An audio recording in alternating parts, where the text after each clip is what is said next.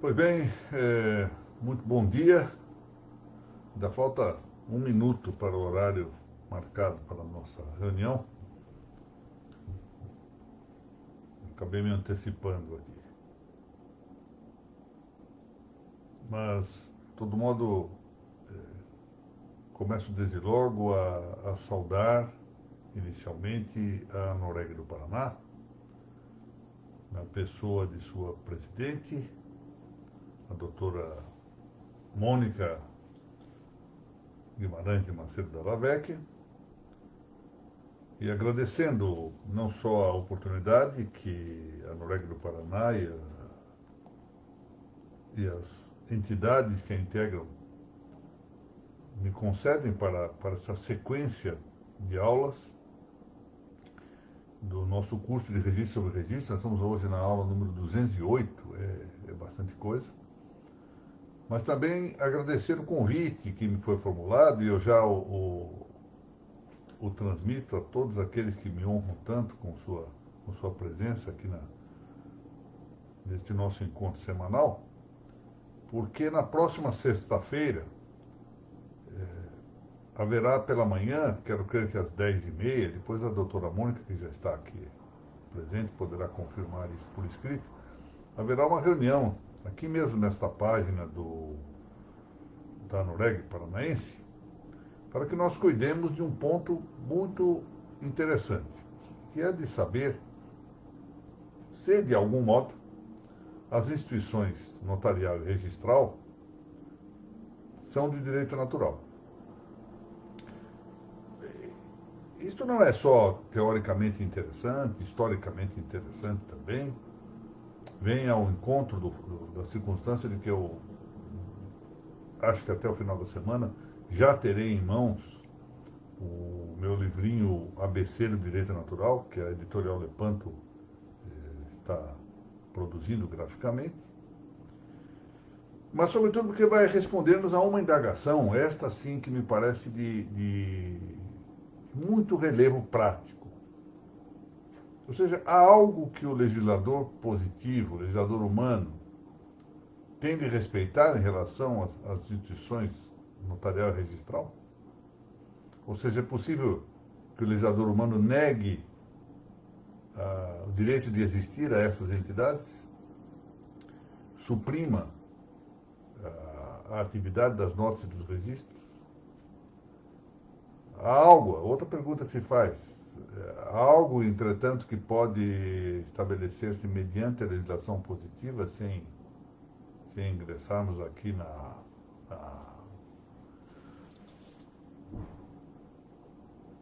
numa infração ao direito natural?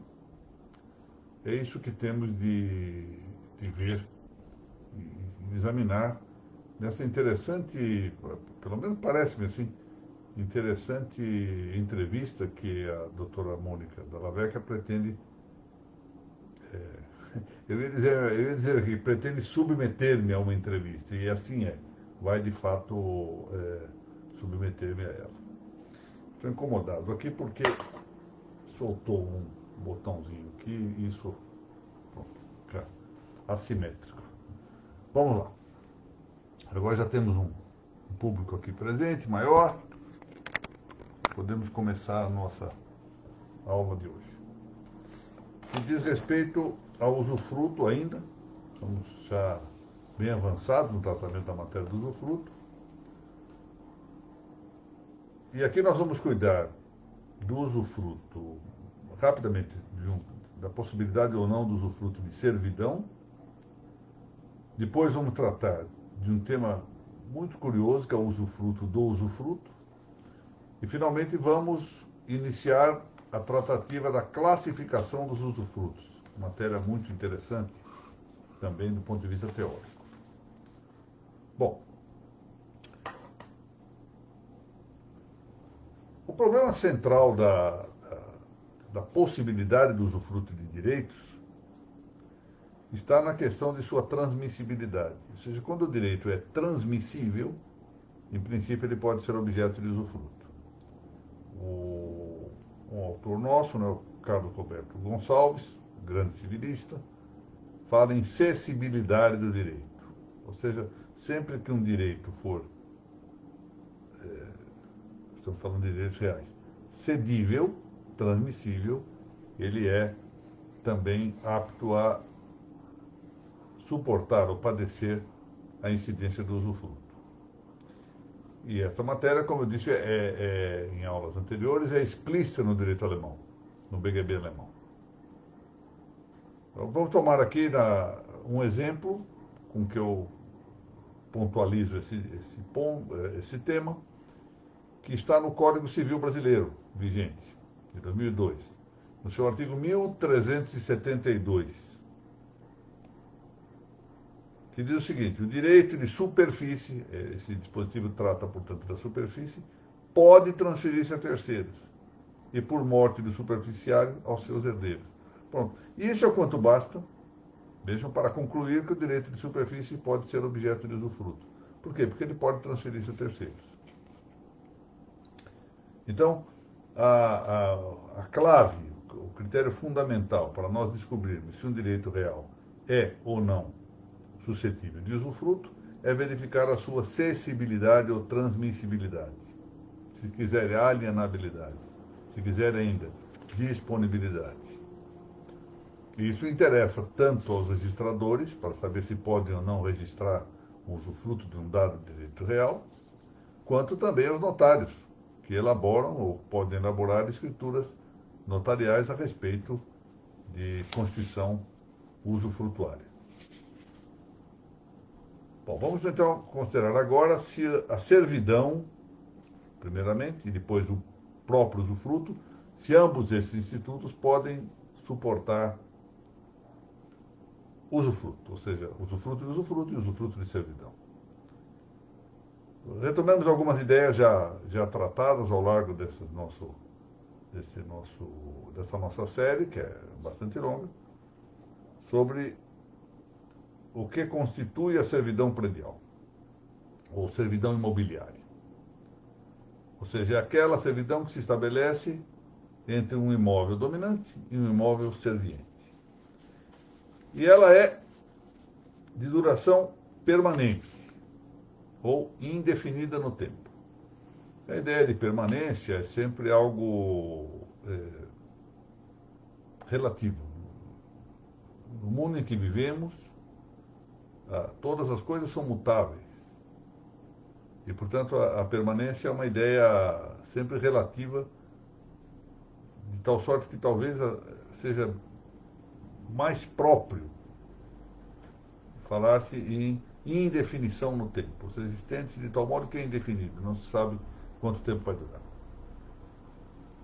Eu me remeto aqui à doutrina de Carlos Roberto Gonçalves. Se ela não fosse a servidão permanente ou indefinida no tempo, ela estaria reduzida a ser mero direito pessoal, direito de crédito, já não seria direito real. Isso é uma doutrina interessante, uma observação muito precisa e muito feliz deste grande civilista também, que foi Caio Mário da Silva Pereira. De maneira que a servidão apenas se extingue, dado seu caráter de permanência, quando resulte de uma impossibilidade física e lógica.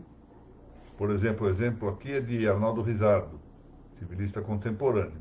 A destruição de um dos prédios, se destrói o prédio dominante ou se destrói o prédio serviente, não.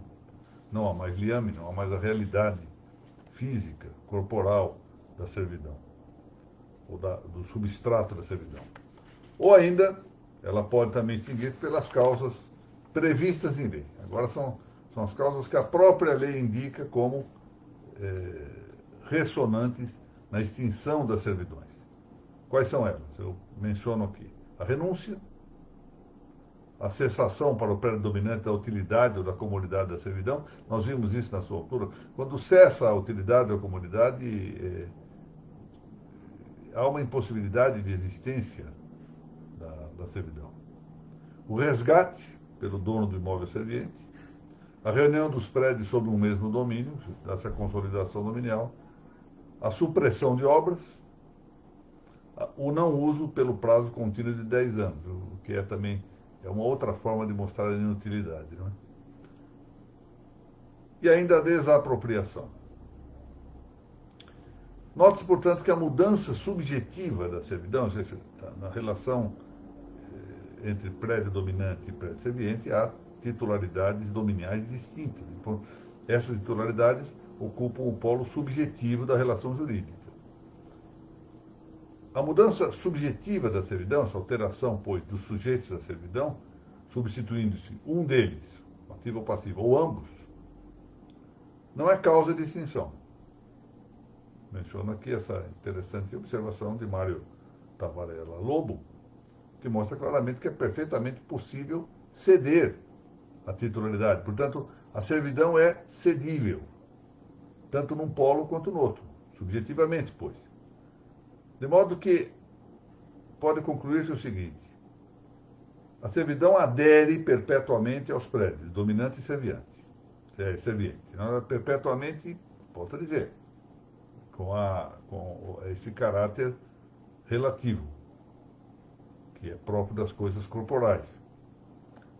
E o conselheiro Lafayette diz: ela inseparavelmente acompanha esses imóveis em todas as mutações por que passam, incluídas, portanto, as subjetivas. Daí, pois, afirmar-se a sua transmissibilidade ou cessibilidade, com que ela poderia, em tese, constituir-se objeto de usufruto. Notem bem.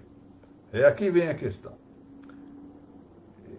Admite-se, pois, secundum quid, ou seja, sob certo aspecto, que a servidão possa constituir-se em objeto do usufruto. Mas não parece que isso possa ocorrer sem que o usufruto recaia sobre o próprio prédio dominante. Ou seja, o usufruto tem de recair sobre o prédio dominante. Leia-se a propósito o que diz Carvalho Santos com muita agudeza. Esse é um grande civilista, como sabe. Foi um grande civilista. As servidões reais, diz ele, abro aspas, não podem ser objeto de usufruto. Atenção. Vamos dar que essa taxatividade na forma de expressão não corresponde exatamente à conclusão a que esse autor acaba de chegar. Acabará por chegar. Diz ele, portanto, as servidões reais não podem ser objeto de usufruto, isto porque não são elas um direito existente de modo autônomo, sendo ao invés inseparável do imóvel. Daí que não se possa, abro aspas, conceber a servidão real separada e independente do prédio. Assim, prosseguiu esse autor, não será possível instituir um usufruto de servidão de aqueduto, sem que ao mesmo tempo haja o estabelecimento da servidão dos campos irrigáveis a que se destina essa servidão. Conclui dessa maneira, que embora caiba o usufruto de servidão predial, esse usufruto não é autônomo. Ou seja, ele é parte do usufruto do imóvel dominante. É exatamente porque o imóvel dominante é dado em usufruto que a servidão é abrangida por ele. De maneira que não há, veja do ponto de vista registrário, não há hipótese de registrar-se, de inscrever-se um usufruto de servidão sozinho. Porque esse usufruto de servidão é apenas uma parte não autônoma do usufruto do prédio dominante. É por isso que eu disse de início que admite-se a servidão ser objeto do usufruto na medida em que essa servidão faça parte, de algum modo, do imóvel que ele todo seja objeto, seja dado em usufruto. E, portanto, é apenas uma observação relativa. Ou seja, relativamente cabe o usufruto da servidão, desde que haja usufruto do todo. Com que não há autonomia, e não havendo autonomia do usufruto da servidão, não é possível registrá-la ou inscrevê-la em separado do usufruto do imóvel todo.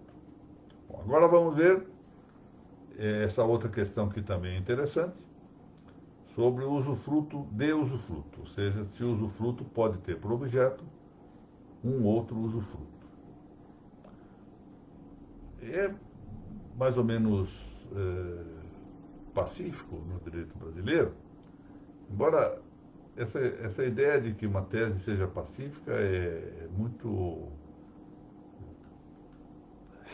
Eu me lembro aqui que certa vez uma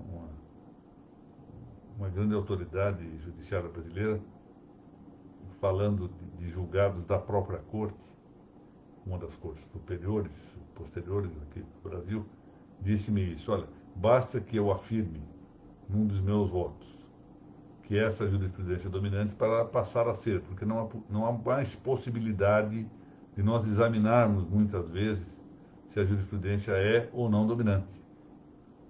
Então, no Brasil é sempre complexo, dada a sua dimensão imensa, a intensa polaridade das decisões judiciais, isso já que o Alain Peyrefitte chamava para a situação francesa de jurisprudence loterie, justiça e loterie, ou seja, que a justiça era uma loteria. E depois, isso também ocorre no direito brasileiro, dada a sua, volto a dizer, dado o seu vulto quantitativo, não é? Tribunais estaduais, justiças de primeiro grau, tribunais posteriores amplos, etc. Bom, mas em todo caso, a doutrina ou jurisprudência doutrinária, já disse aqui em outras ocasiões, a expressão jurisprudência propriamente significa doutrina. Ela estendeu-se depois para abranger a jurisprudência dos tribunais, a doutrina dos tribunais. Bom, muito bem, a doutrina e a jurisprudência pretoriana, e isso já era observado há tempos por Carvalho Santos, não admitem a constituição de usufruto sobre usufruto, ou seja, do usufruto do usufruto. E dessa doutrina e dessa jurisprudência, já a seu tempo, Carvalho Santos divergia. Ele dizia o seguinte: olha, não há vedação legal para que se constitua um usufruto de usufruto. E lembrava ele também da circunstância de que no direito romano, o objeto do usufruto era o direito mesmo, ius ipsum, e não somente os frutos, ou seja, o objeto do usufruto era o direito de usufruto, e não os frutos percebidos pelo usufrutuário. Como diz ele no direito romano, non fructus qui percipiuntur, não os frutos recebidos, que se percebiam. E por isso aquele que tinha o usufruto do usufruto não estava obrigado a restituir os frutos colhidos, os frutos percebidos. Eu admito aqui, isso escrevi no texto que está servindo de amparo aqui para essas nossas considerações, que a questão é realmente controversa, é muito discutível. Mas aqui entra uma observação que nos remonta ao início dessa nossa aula. O que eu havia dito, que o fundamental, a clave, o critério com que nós devemos considerar a possibilidade do usufruto de direitos é verificar se o direito que vai ser objeto do usufruto é ou não transferível. E o direito de usufruto no ordenamento jurídico brasileiro é intransferível. É a primeira parte do artigo 1393 do Código Civil. Não se pode transferir o usufruto por alienação. Cláudio Bevilacqua já havia dito isso. Eu vou ler aqui o texto dele. Abro aspas. O usufruto é ordinariamente gratuito e criado para beneficiar alguém, dando-lhe meios de prover sua subsistência ou, pelo menos, fornecendo-lhe para isso subsídio. Sendo alienável, o usufruto não poderia satisfazer plenamente a esses intuitos. Portanto, o usufruto é intransferível. Bom, isso pareceria resolver o problema e não se entenderia por que eu observei que alguma controvérsia há nessa matéria. É que, apesar de ser intransferível o direito de usufruto, não é incedível o exercício do direito de usufruto. Segunda parte do artigo 1393 do mesmo Código Civil diz que o exercício do direito de usufruto, abro aspas, pode ceder-se por título gratuito ou oneroso. Cláudio Bevilacqua diz, tratando deste assunto: ser inútil e vexatório exigir que o titular do usufruto gozasse de coisa pessoalmente, ele usufrui igualmente, alugando-a ou cedendo a outrem o exercício de seu direito. E a mesma coisa, na mesma linha, dizia o nosso conselheiro Lafayette, o grande conselheiro Lafayette. Aspas. Entendida em intransmissibilidade em termos absolutos, o usufruto seria totalmente inútil, desde que ao usufrutuário não fosse possível fruir a coisa pessoalmente, como se lhe impedissem a natureza de suas ocupações, a sua idade, moléstias, etc. Então, vejam que o exercício do direito de usufruto é muito razoavelmente objeto dessa previsão de que possa ser cedido, quer gratuitamente, quer onerosamente. Muito bem. Ora, a cessão desse exercício não supõe a divisão dos atributos de usos e frutos. Abrange ambos esses predicados. De sorte que, quando se faz a cessão do usufruto, o que se cede é tanto a qualidade, ou predicado, ou atributo de usos, quanto o predicado, atributo ou qualidade de frutos, o que alguma doutrina chama direito de usos e direito de frutos. Melhor está dizer-se atributo, porque são desdobramentos apenas de qualidades do domínio. De sorte que isso não seria sequer um caminho legítimo para justificar o chamado usufructus tantum fructum. O que é o usufructus tantum fructum? É o usufruto apenas dos frutos. E esse usufruto não equivaleria ao completo usufruto do usufruto. Usufructus usufructus, como se diz.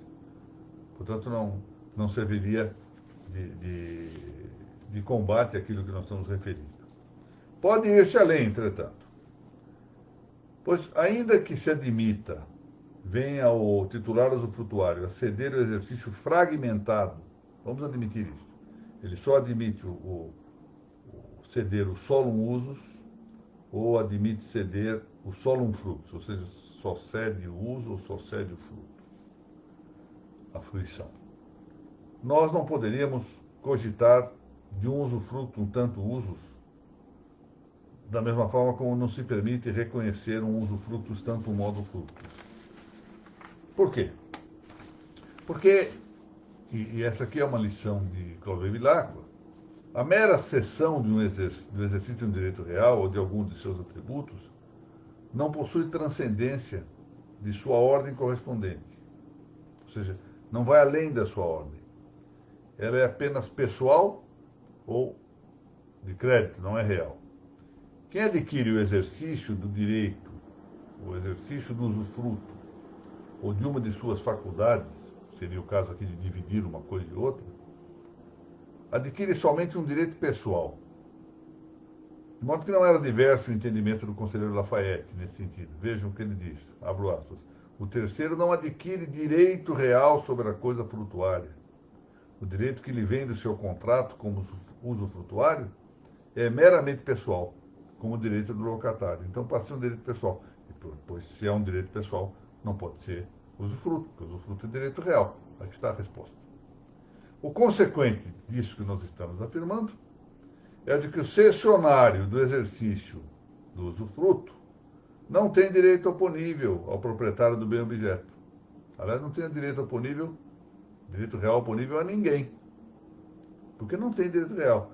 O que ele se limita a ter é a possibilidade de opor o seu direito de cessionário ao usufrutuário cedente. É só isso. Depois, não se vê aí a possibilidade de usufruto, exatamente porque não se trata de um direito real.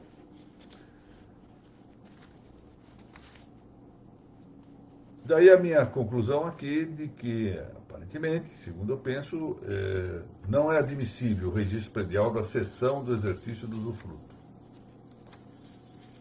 por ser direito pessoal, e não está previsto direito pessoal como suscetível de registro.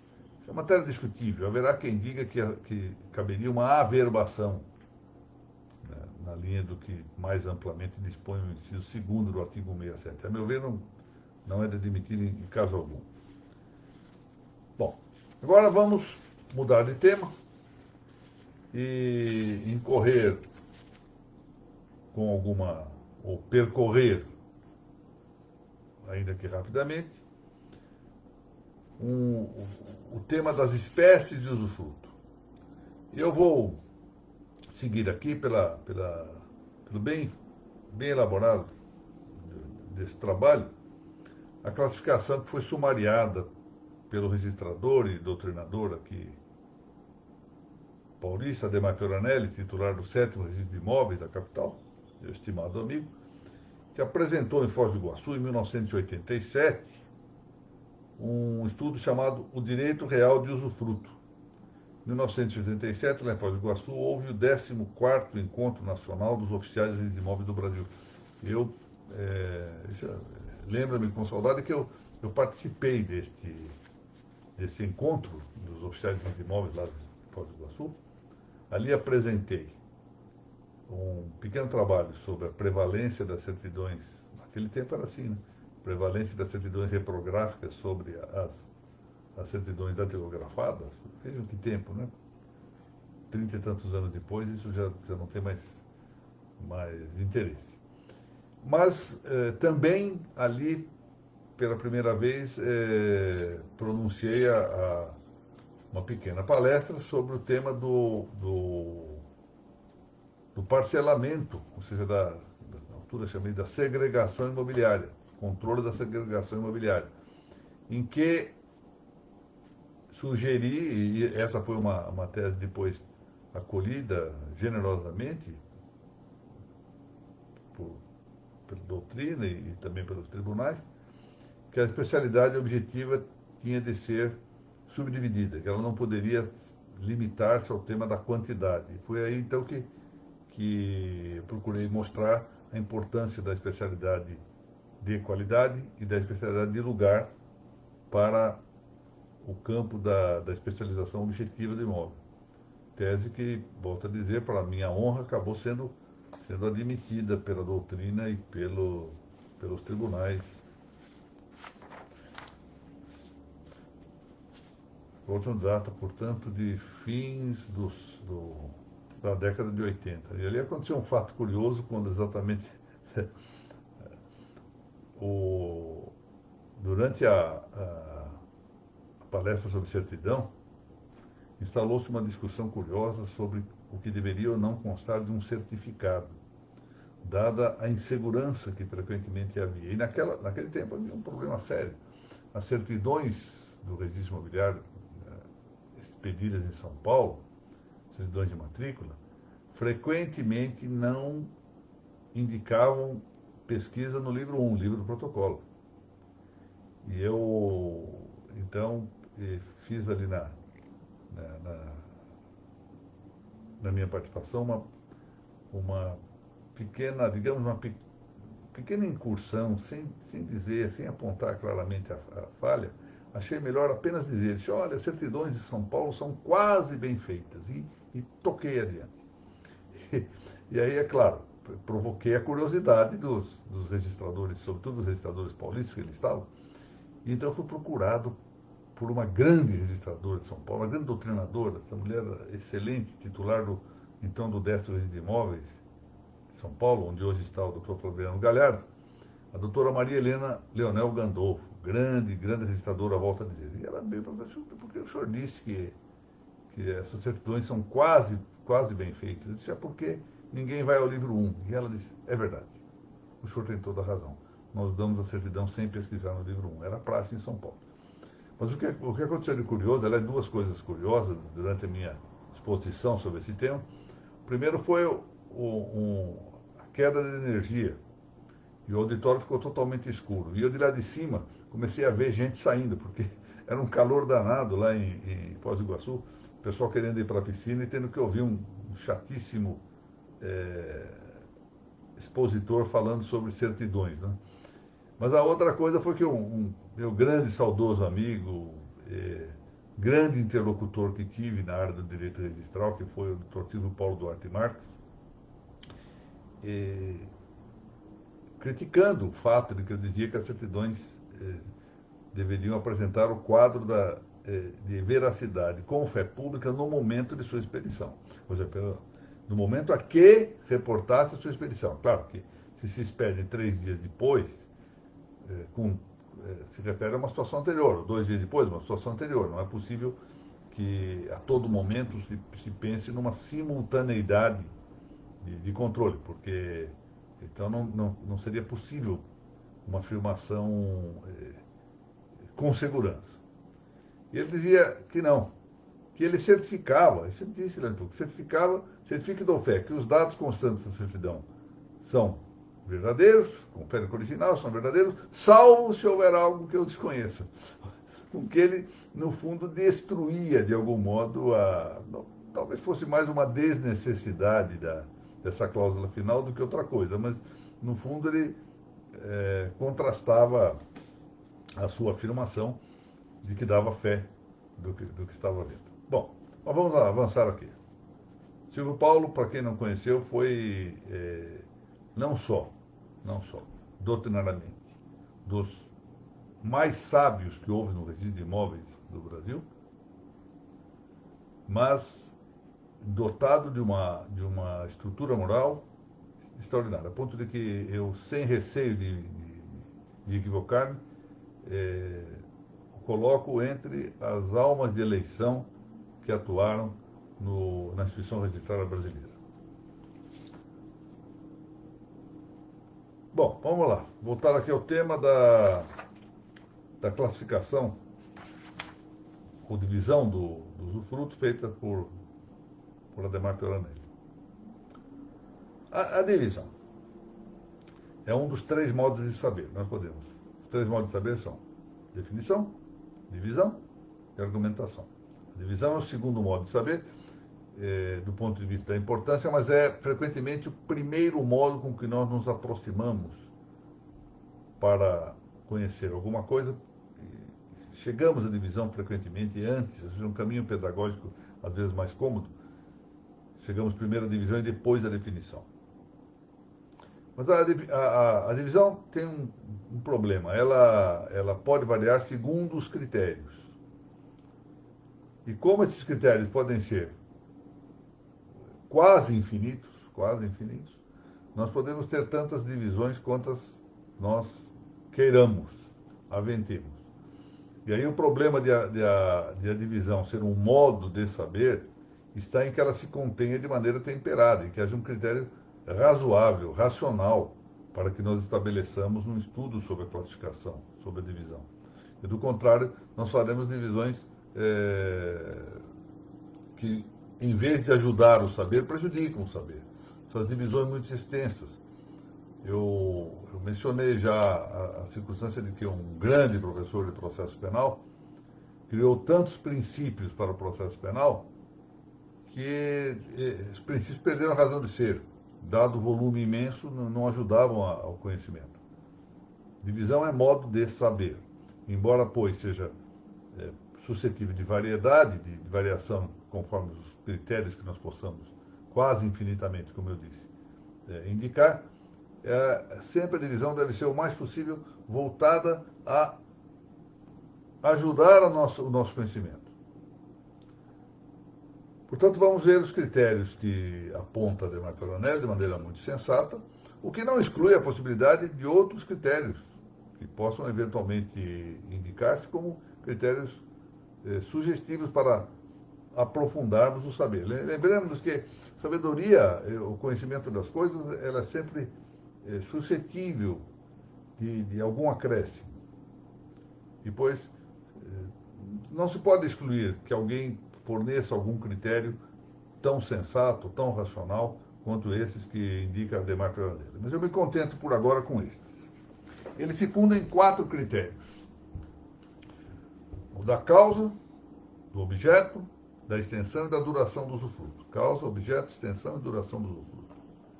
Segundo a causa, ele classifica o usufruto em legal e convencional, ou voluntário. Portanto, primeiro critério, divisão pela causa. Pode ser usufruto legal ou convencional. É só sobre essa divisão que nós vamos tratar hoje. Na aula que vem, nós vamos continuar a análise da divisão pelos demais critérios, objeto, extensão e duração do usufruto. Hoje vamos tratar só da divisão do usufruto segundo sua causa. Secundum causam. Bom, então, o usufruto pode ser, segundo a causa, ou legal ou convencional, que é também chamado voluntário ou consensual. O legal, que no direito romano se designa usufructus ex vilegis, ou seja, usufruto por força da lei, segundo a lei, é também designado de usufruto legítimo. Essa distinção entre usufruto, entre a palavra legal e legítimo, é muito controversa, ou seja, ela apresenta alguma impropriedade. Em sentido mais próprio, legítimo é o que está de acordo com o direito natural. E legal é o que está de acordo com a legislação posta, com a legislação vigente em determinado tempo e determinado lugar. Não só a determinativa, mas também a conclusiva, mas em todo caso, por meio de costumes ou por meio de leis escritas. De toda sorte, o fato é que se usa essa expressão usufruto legítimo para significar usufruto legal também. Esse é o que advém diretamente de um preceito de lei, de um preceito legal, ou seja, como efeito imediato da lei. Num tempo em que nós estamos vendo aí uma avulsão de decretos ocupando o papel das leis, chamemos atenção para o fato de que o usufruto deve ser efeito imediato da lei, como diz Lafayette. Assim, por exemplo, o usufruto dos pais sobre os bens do filho menor, matéria prevista no artigo 1689 do Código Civil, ou do cônjuge sobre os bens do outro, 1652. Ou ainda o dos silvícolas, parágrafo 2º do artigo 231 da nossa PAN-Constituição de 1988. Esse é o usufruto legal, ou seja, o que provém diretamente da lei. Isso nos leva à ideia de que esse usufruto legal não necessita, em princípio, ser levado a registro, porque ele resulta da própria lei. Lembre-se que a lei possui uma publicidade, ainda que ficta, digamos assim, publicidade tão pública quanto o registro público. E talvez tão ficta quanto é a publicidade do registro. Esse problema da ficção de conhecimento do registro é interessante, quando alguns reclamam um pouco do fato de eu julgar que de fato é ficto o conhecimento, eu me valho de uma indagação. O Dr. Valdecir deve estar aqui nos assistindo. O Dr. Rogério, que foi registrador de imóveis, também sabe disso. A minha observação era essa. Não é ficto. Eu perguntava para o registrador, sabe tudo o que consta das matrículas do seu próprio registro? Não, claro que não. Pois é, então. Conhecimento é fictível. Se o próprio registrador não sabe tudo o que consta do seu registro, porque é impossível saber isso praticamente, como se poderia dizer que o conhecimento dos demais não é ficto? Se nós imaginarmos, então, extensivamente que a ideia do registro público é que seja um registro conhecido por todos, imaginando, portanto, que era o exemplo caricatural que eu dava, ou seja, de maneira que o camponês de Andorra, aquela personagem pitoresca, está sujeito a conhecer o que consta do registro da doutora Mariana, em Curitiba.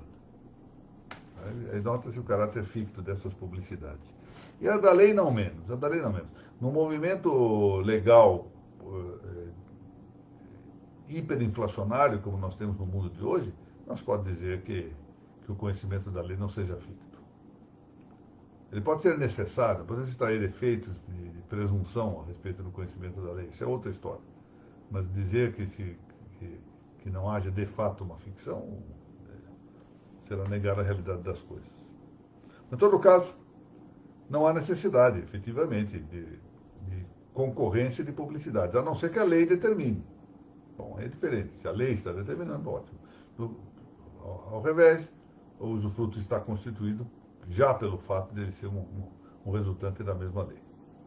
Outro usufruto, aqui atendendo a essa classificação pela causa, é o convencional, voluntário ou consensual, que é o usufruto instituído por meio de atos voluntários, sejam inter vivos, contratos, sejam causa-mortes, testamentos. Notem, usufrutos instituídos por atos voluntários, não constituídos. embora sejam constituídos à raiz por um ato de vontade, quer dizer, a rogação do registro de imóveis, em rigor, o ato praticado pelo registrador não é um ato que se possa considerar contratual, senão que imperativo resultante da obrigação legal de proceder-se ao registro. E com isso nós terminamos hoje a nossa aula número 208 desta série sobre registros, que começou lá há muitos anos, cerca de 5 anos, nas dependências anexas, no auditório anexo ao Centro de Registro de Imóveis de São Paulo, gentilmente cedido, então, pelo doutor Ademar Toranelli, reuniões que se faziam sobre já sabem todos, sobre o patrocínio da Academia Brasileira de Direito Registral Imobiliário, instituída pelo Dr. Sérgio Jacomini.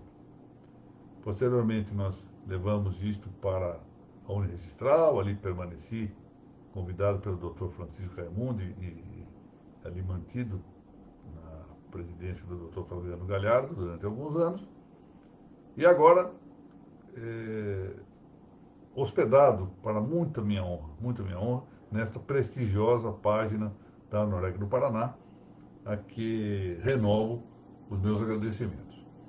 Lembrando a todos que na próxima sexta-feira, quero ter às 10h30, vamos discutir aqui, vamos ver se vamos conseguir discutir uma entrevista que a doutora Mônica Dalla Vecchia, Guimarães Dalla Vecchia, pretende, a qual entrevista pretende submeter-me, sobre a natureza dos registros das notas quanto ao seu relacionamento ou não com o direito natural. A pergunta é, as notas dos registros fazem parte da natureza das coisas ou elas podem extinguir-se ou modificar-se ad libitum pelo legislador de turno? Essa é a discussão que nós temos de estabelecer e tentar solucionar, tentar resolver. Vamos ver. Espero que todos se apresentem aqui para nós vermos essa entrevista. Cumprimentar aqui a minha querida amiga Eliette Guarnieri, grande juíza aqui do Estado de São Paulo. Saudações a todos da sua casa, Eliette. Novamente cumprimento e agradeço a doutora Mônica Macedo Dalla Vecchia, professora Cátia Jonas, bom dia. Vamos tratar de estabelecer agora o projeto para Guarulhos, não é? Querido amigo Rogério Tobias, muito bom dia, muito obrigado pela presença. Dr. Anderson Scherner Christ, muito obrigado. Doutor Pedro Bragato, eu quero agora de público agradecer uma gentileza que ele me fez ontem. A minha aula sobre adoção constou na exposição oral com a indicação de 3 dispositivos do Código Civil que foram revogados. O texto estava preparado há muito tempo e eu não me dei conta ontem dessa revogação. Por sorte, do ponto de vista jurídico, a solução estava correta, independentemente do fato de que os dispositivos apontados estavam revogados. E graças à diligência e à amizade do Dr. Pedro Bragato, eu fui avisado. Já consegui corrigir o texto, que está publicado, e publicamente quero agradecer aqui. É claro que sempre chateia um pouco a gente errar alguma coisa, mas a verdade é que não há possibilidade de escritor sem erro, nem de palrador sem erro. É inevitável que aqui e ali nós escorreguemos e a ideia é tratar de fazê-lo o menos possível e corrigir os equívocos que são, como volto a dizer, em absoluto impossível de evitar-se. Não é possível que nós tenhamos a ideia de evitar erros de maneira absoluta. O que temos que tratar é de evitar o mais possível. Não é? Eu agradeço muito ao Dr. Pedro Bragato. Estimada Laura Porto, muito obrigado aí ao indicar aí o site da Lepanto. Eu, como já lhes falei, a Lepanto já está na campanha de pré-lançamento, não é? E vendendo o livro que ainda fisicamente não me chegou às mãos, ABC do Direito Natural, em que há uma referência, ainda que breve, ao tema da possível jusnaturalidade do registro imobiliário. A referência é alusiva a um pensador do nosso tempo, morto há pouco tempo, Javier Hervada, um autor espanhol, um grande pensador espanhol, e que eu mencionei no corpo desse trabalho ABC do Direito Natural. Muito obrigado, Laura. Doutora Margarete Maia, muito bom dia. A doutora Mônica está dizendo aqui, sim, será às 10h30 nas redes sociais da Noreg, não só, portanto, nesta página do Facebook, mas em outras páginas. Eu até vou sugerir à doutora Mônica, já que é ela que vai fazer a entrevista e eu que você é possível vítima, que se seria possível estabelecermos aí, talvez com o apoio valioso do Dr. Fernando, que sempre está atento e acompanhando as atividades da Noreg, um sistema que me possam dirigir também perguntas complementares a que a doutora Mônica vai fazer. E, naturalmente, eu deixo aqui uma cláusula rebus, eu respondo se souber. Se não souber, passo, por assim dizer. Mas fica aí a sugestão, doutora Mônica, para que nós debatamos com muita franqueza. Quer dizer, quando houver deficiência na resposta, eu direi claramente, olha, isso eu não sei dizer, ou sei, e respondo como acho, e opino, digo outras coisas com maior grau de certeza, isso faz parte da vida. Temos que ser realistas quanto a isso. Mas eu acho que será interessante que nós discutamos e vejamos exatamente o estatuto das notas e dos registros. Se há algo nessas instituições que se podem considerar, de algum modo, ajustadas à natureza das coisas. Estimado Dr. Valdecir Castiglione, muito bom dia. Tenho gostado da presença da Maria Augusta aqui também, filha do Dr. Valdecir, que em nossas reuniões. O Dr. Valdecir é grande registrador aqui no estado de São Paulo e era um frequentador assíduo das nossas saudosas reuniões presenciais do Registro ao Registro. Professora Aline, que abandonou o registro para brilhar na vara de fazenda, uma magistrada que eu não vou dizer que é promissora, porque ela já é uma realidade como... Ah, Maria Augusta está aqui, sim, estou vendo que a Maria Augusta está aqui, logo embaixo. Bom dia, Maria Augusta. Mas voltando à Aline, eu não vou dizer que a Aline é uma magistrada promissora, porque ela já é uma realidade, embora muito jovem. E a minha esperança é que ela prossiga nesse caminho, não é? Maria Augusta, novamente, bom dia. Professora Isabela Bicalho, da aprazível cidade de Miguelópolis, com sua temperatura amena constante. A professora Isabela é uma grande registradora e tem uma vocação jurídica manifesta. Meu agradecimento ao segundo serviço de imóveis de Curitiba. Dr. Wagner Rodrigues, bom dia.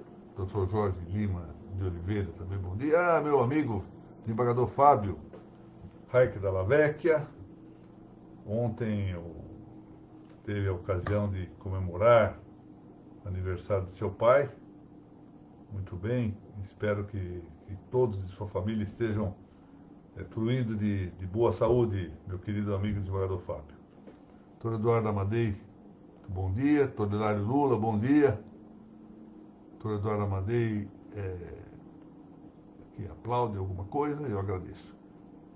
E a doutora Mônica diz excelente. Também não sei o que é excelente aqui, suponho que seja pelo fato de que eu estarei bombardeado de perguntas na sexta-feira. Bom, meus senhores, agradeço a presença de todos aqueles que, mais uma vez, prestigiaram esse nosso encontro. Renovo meu testemunho de gratidão à Noreg do Paraná e vamos encontrar-nos, se Deus permitir, na próxima sexta-feira, ou se não, para aqueles que não puderem comparecer, na terça-feira com as claves notariais registrais ou na outra quarta com a sequência, se Deus permitir, do registro sobre registro número 209. Muito obrigado a todos.